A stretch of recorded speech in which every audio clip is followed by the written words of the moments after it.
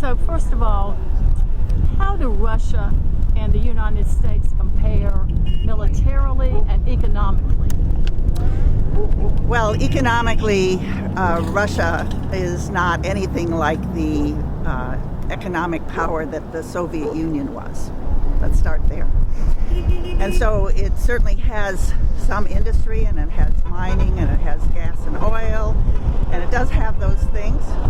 But in terms of its economy, it's below many other countries in terms of its gross national product.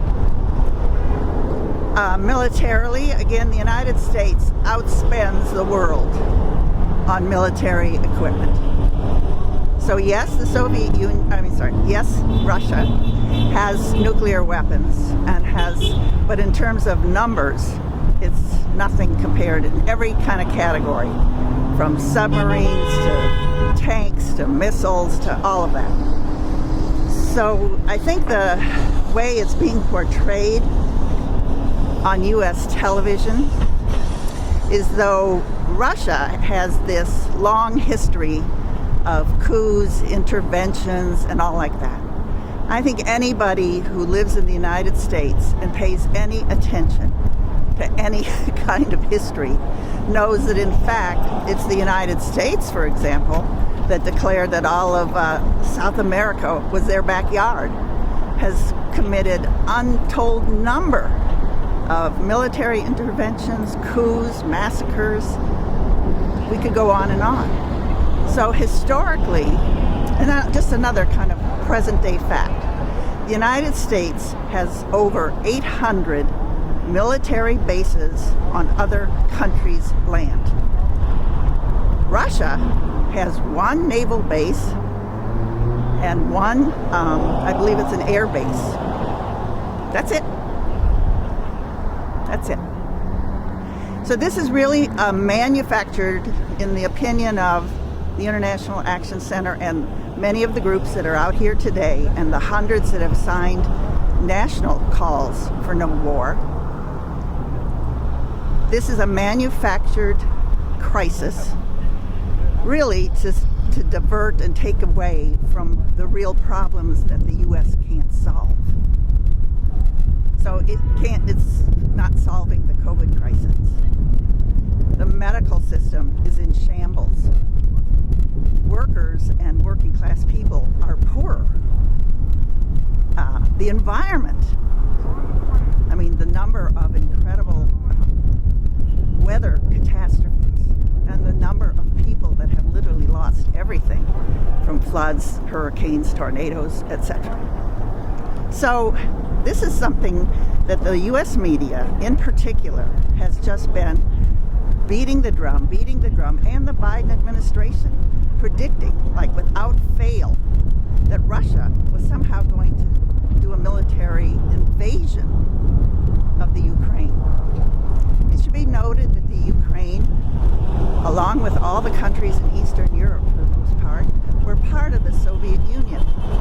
And when it collapsed in the early 1990s, there was an agreement reached between the U.S. president and the president of the Soviet Union that NATO would not expand to the east, and that the Warsaw Pact, which was the kind of military organization of Eastern Europe and the Soviet Union, would dissolve. Well, they dissolved, but NATO has steadily moved, taking in all these former parts of the Soviet Union. So that now Russia is faced with the fact that a hostile military group is placing nuclear-armed missiles, jets, fighter jets, and all kinds of bases and troops right on their border. Of course it's logical for them to say, well, take those away. We're not invading anybody. Why are you on our border like you're going to invade us?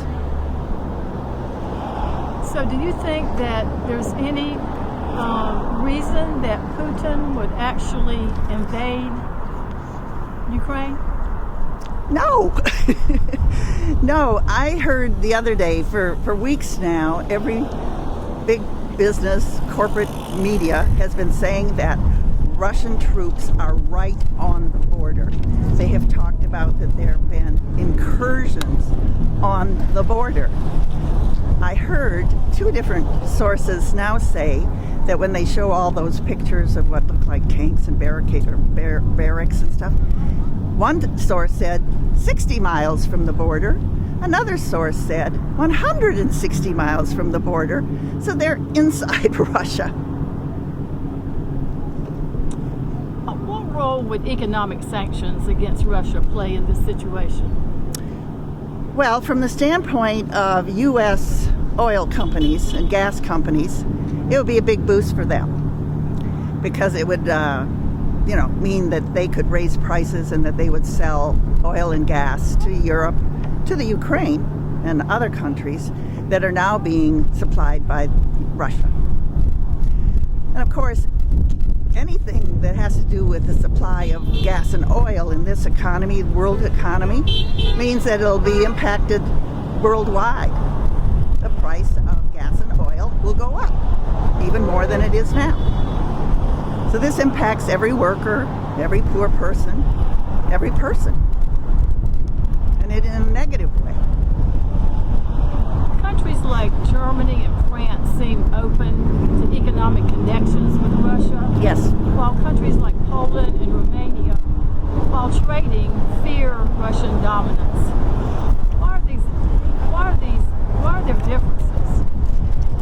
Well, I can't claim to know what the character of the Polish government is, but I do know that it is an extraordinarily right-wing government. It has systematically deprived Polish people of many of the kinds of rights and benefits and services that they had under socialism. We can take the example, of course, of abortion rights for women.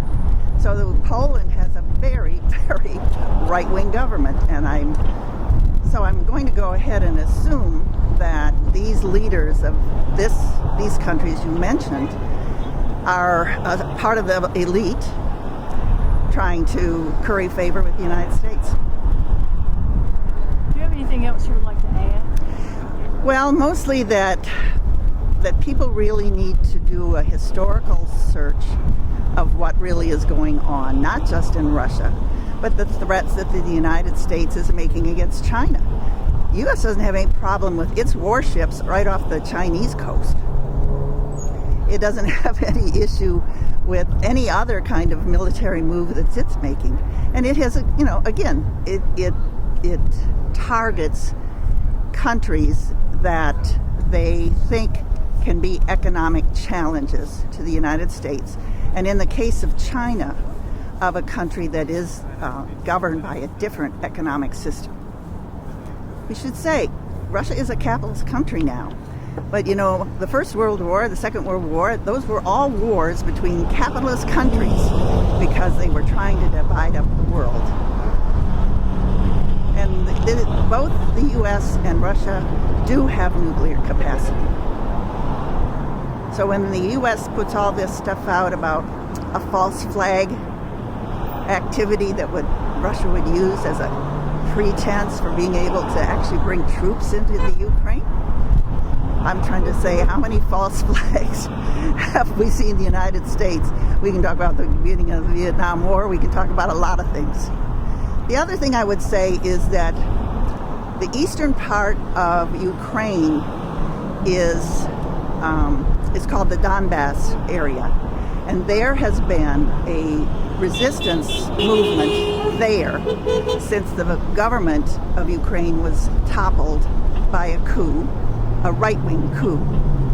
And so the people on the eastern side of Ukraine are many times Russian speakers, or their heritage is Russian.